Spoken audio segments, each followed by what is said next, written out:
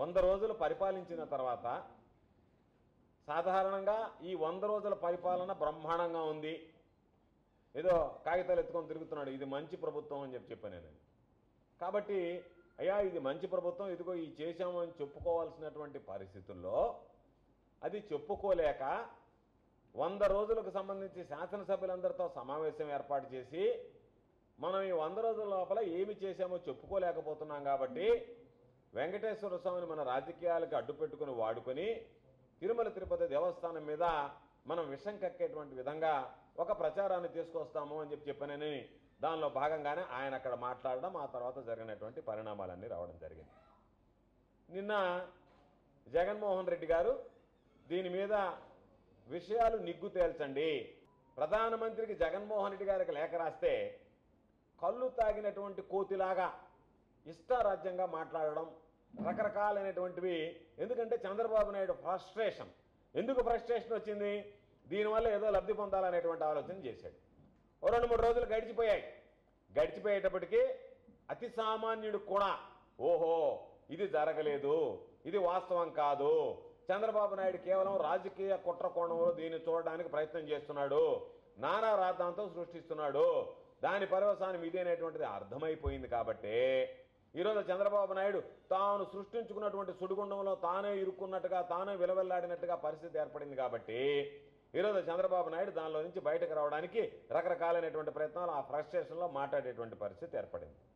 ఈరోజు నేను అడుగుతున్నాం, ఇప్పటి వరకు జరిగినటువంటి విషయాల గురించి మాట్లాడితే చంద్రబాబు నాయుడు నెయ్యి వెళ్ళింది అన్నాడు, అపచారం జరిగిపోయింది అన్నాడు, సంప్రోక్షణ చేయించాలన్నాడు, రకరకాలైనటువంటివి చేయడు. దేవుడికి సంబంధించినటువంటి దాంట్లో ఏది చేయించాలన్నా ఒక భక్తుడుగా నేను కూడా వాటిని ఏమి తప్పుపట్టను. కానీ జరగరాంది ఏదో జరిగింది అనేటువంటి ఒక అభూత కల్పన సృష్టించి దాని మీద ఈ కార్యక్రమాలు చేయాలనేటువంటి దుర్మార్గమైనటువంటి ఆలోచన చంద్రబాబు చేయడం అనేటువంటిది సరైనటువంటి పద్ధతి కాదు.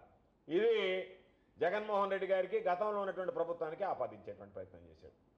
అటువంటి మాటలు మాట్లాడేటువంటి నువ్వు ఇది నిష్పక్షపాతంగా విచారణ జరగాలి అంటే నీ ఆధ్వర్యంలో నీ ఆధీనంలో జరగడం శ్రేయస్కరం కాదు. ఏదైనా కేంద్ర ప్రభుత్వ ఆధీనంలో ఉండేటువంటి స్వయం ప్రతిపత్తి కలిగినటువంటి సంస్థ ద్వారా, సిబిఐ లాంటిదో అలాంటి దాని ద్వారా, లేదా సుప్రీంకోర్టు జడ్జి ద్వారానో విచారణ జరిపిస్తే అసలు అక్కడ ఏ సిస్టమ్ ఉంది, ఏమి తప్పు జరిగింది అనేటువంటి వాస్తవాలు వెలుగులోకి చూస్తాయి. ఆ విధంగా కాకుండా ఏ విధంగా అయితే తిరుమల తిరుపతి దేవస్థానం ఈవుగా ఉన్నటువంటి శ్యామలరావుని కీలుబొమ్మలాగా నీ చేతిలో పెట్టుకుని వాడిస్తూ రోజుకొక మాట మాట్లాడిస్తున్నావో, ఆయన ఏ విధంగా అయితే చిలక పలుకులు పలుకుతున్నాడో అదే దూరంలో ఒక ఐజీ స్థాయి అధికారిని నీకు అనుకూలమైనటువంటి వాడిని వేసుకొని సిట్ పేరుతో దర్యాప్తు చేసి ఆ దర్యాప్తు ద్వారా నువ్వు లేనిపోయినటువంటి నీ అబద్ధాలు నీ నోటుకుండా వచ్చేటువంటి మాటల్ని అధికారుల నోటుకుండా చెప్పించి నిజం చేయాలనేటువంటి ఒక దుర్మార్గమైనటువంటి ప్రక్రియలో భాగమే ఈరోజు నువ్వు సిట్ వేయడం అని చెప్పి మేము అభిప్రాయపడుతున్నాం. కాబట్టి యార్ డైరీని గురించి ఈరోజు మీరు మాట్లాడుతున్నారు. యార్ డైరీ ఎప్పుడు సరఫరా మొదలుపెట్టింది? జూన్ మొదటి వారంలో మొదలుపెట్టింది. జూన్ మొదటి వారంలో వాళ్ళకి సంబంధించినటువంటి దాంట్లో మొదలుపెట్టిందని మేము చెప్పడం కాదు, సాక్షాత్తు చంద్రబాబు నోటుకుండా చంద్రబాబు నాయుడే చెప్పాడు. జూన్ మొదటి వారంలో అని చెప్తే ఈ వ్యవహారం అంతా జూలైలో కనిపెట్టాము అని చెప్పి నువ్వు మాట్లాడావు. ఈరోజు ఏ ప్రభుత్వం అధికారంలో ఉంది జూన్లో కానీ జూలైలో కానీ?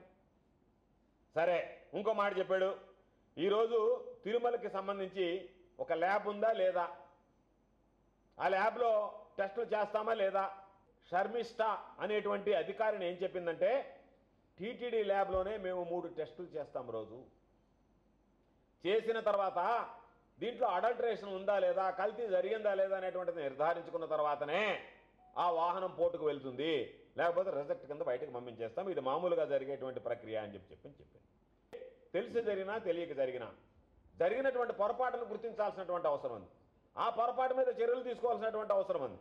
ఈరోజు స్పష్టంగా నేను పదే మిమ్మల్ని అడిగేది, భక్తుల మనోభావాన్ని గాయపరిచింది నువ్వు ఈరోజు కల్తీ నెయ్యి అని నువ్వేదైతే ఒక రిపోర్టు చూపిస్తున్నావో, ఆ నెయ్యి ద్వారా ఈ ప్రసాదం చేశారు కాబట్టి ఈ ప్రసాదం భక్తులు స్వీకరించారు, ఇదిగో ఈ ప్రసాదంలో ఈ అవశేషాలు ఉన్నాయి, ఇవి భక్తుల మనోభావాన్ని గాయపరిచాయని చెప్పి రుజువు చేయగలవా?